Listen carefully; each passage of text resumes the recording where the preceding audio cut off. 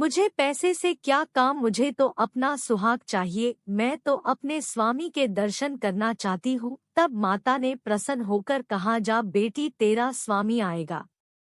यह सुनकर खुशी खुशी घर जाकर काम करने लगी। अब संतोषी माँ विचार करने लगी, इस भोली पुत्री को मैंने कह तो दिया तेरा पति आएगा, लेकिन कैसे? वह तो इसे स्वप्न में भी याद नहीं करता।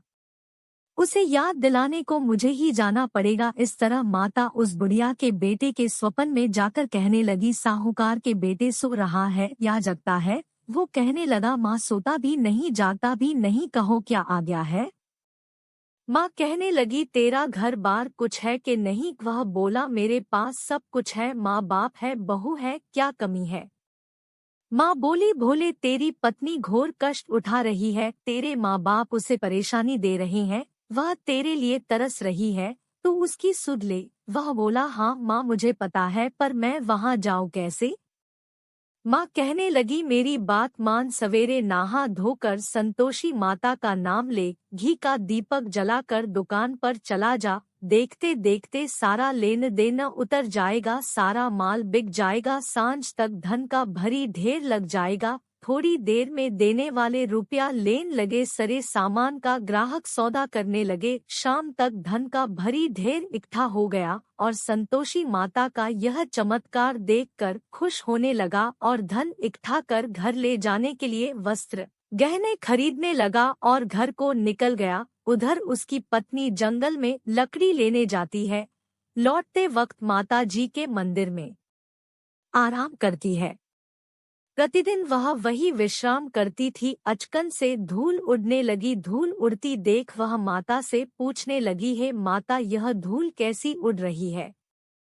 हे पुत्री, तेरा पति आ रहा है, अब तू ऐसा कर, लकड़ी के 3 ढेर तैयार कर, एक एक नदी के किनारे रख और दूसरा मेरे मंदिर में रख और तीसरा अपने सर पर।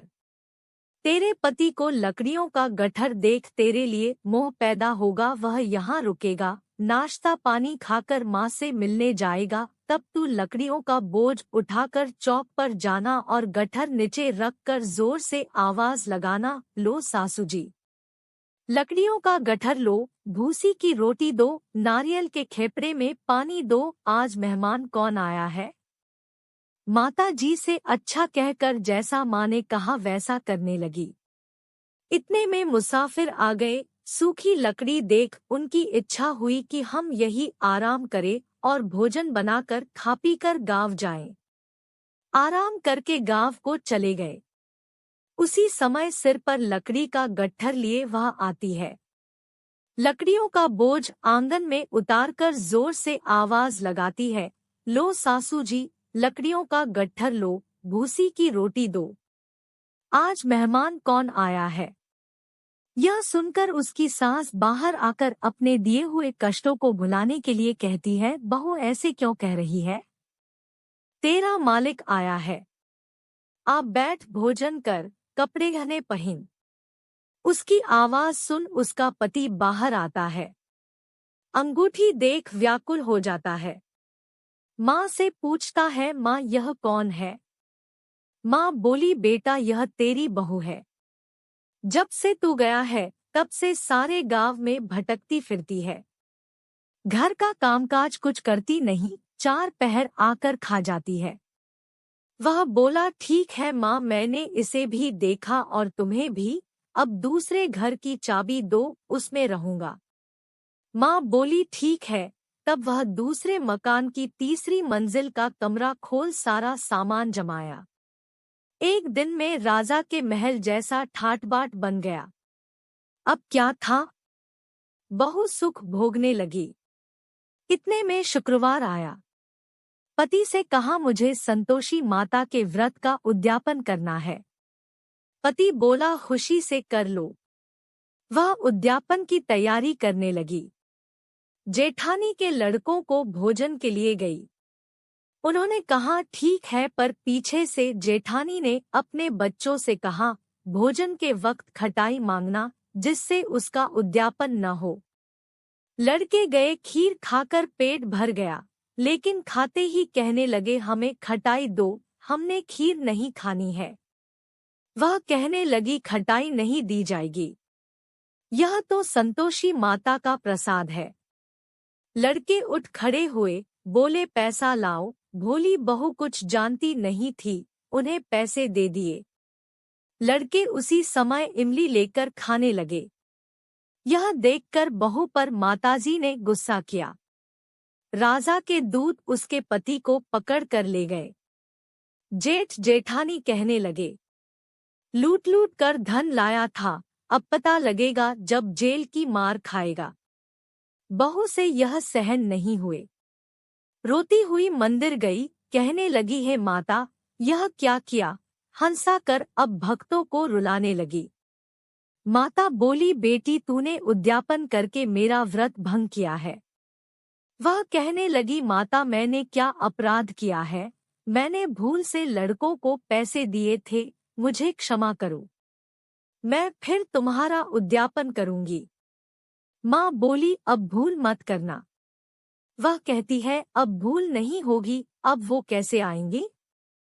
माँ बोली, जा तेरा पति तुझे रास्ते में आता मिलेगा। वह निकली, राह में पति मिला। उसने पूछा, कहाँ गए थे? वह कहने लगा, इतना धन जो कमाया है उसका टैक्स राजा ने मांगा था, वह भरने गया था। वह खुश होकर बोली, अब घर को चलो। कुछ दिन बाद फिर शुक्रवार आया। वह बोली, मुझे दोबारा माता का उद्यापन करना है। पति ने कहा, करो। बहू फिर जेठ के लड़कों को भोजन को कहने गई। जेठानी ने एक दो बातें सुनाई और तुम सब लोग पहले ही खटाई मांगना। लड़के भोजन से पहले कहने लगे, हमें खीर नहीं खानी, हमारा जी बिगड़ता है, कुछ खटाई खाने को दो। वह बोली, खटाई किसी को नहीं मिलेगी, आना हो तो आओ। वह ब्राह्मण के लड़के लाकर भोजन कराने लगी। दक्षिणा की जगह उनको एक एक फल दिया। संतोषी माता प्रसन्न हुई। माता की कृपा हुई। 9वें मास में उसे सुंदर पुत्र प्राप्त हुआ। पुत्र को पाकर प्रतिदिन माता जी के मंदिर को जाने लगी। माँ ने सोचा, यह रोज आती है, आज क्यों न इसके घर चलूं। यह विचार कर माता ने भयानक रूप बनाया। गुड़चने से सना मुख, ऊपर सूंड के समान होठ, उस पर मक्खियां भिन भिन कर रही थी। देहली पर पैर रखते ही उसकी सास चिल्लाई, देखो रे, कोई चुड़ैल चली आ रही है, लड़कों इसे निकालो, नहीं तो किसी को खा जाएगी। लड़के भगाने लगे, चिल्लाकर खिड़की बंद करने लगे। बहू रोशनदान में से देख रही थी, खुशी से चिल्लाने लगी, आज मेरी माता जी मेरे घर आई है। वह बच्चे को दूध पीने से हटाती है। इतने में सास को क्रोध आ गया। वह बोली, क्या हुआ है? बच्चे को पटक दिया। इतने में माँ के प्रताप से लड़के ही लड़के नजर आने लगे। वह बोली, माँ मैं जिसका व्रत करती हूँ यह संतोषी माता है। सबने माता जी के चरण पकड़ लिए और विनती कर कहने लगे, हैं माता, हम नादान हैं, तुम्हारा व्रत भंग कर हमने बड़ा अपराध किया है, माता आप हमारा अपराध क्षमा करो। इस प्रकार माता प्रसन्न हुई।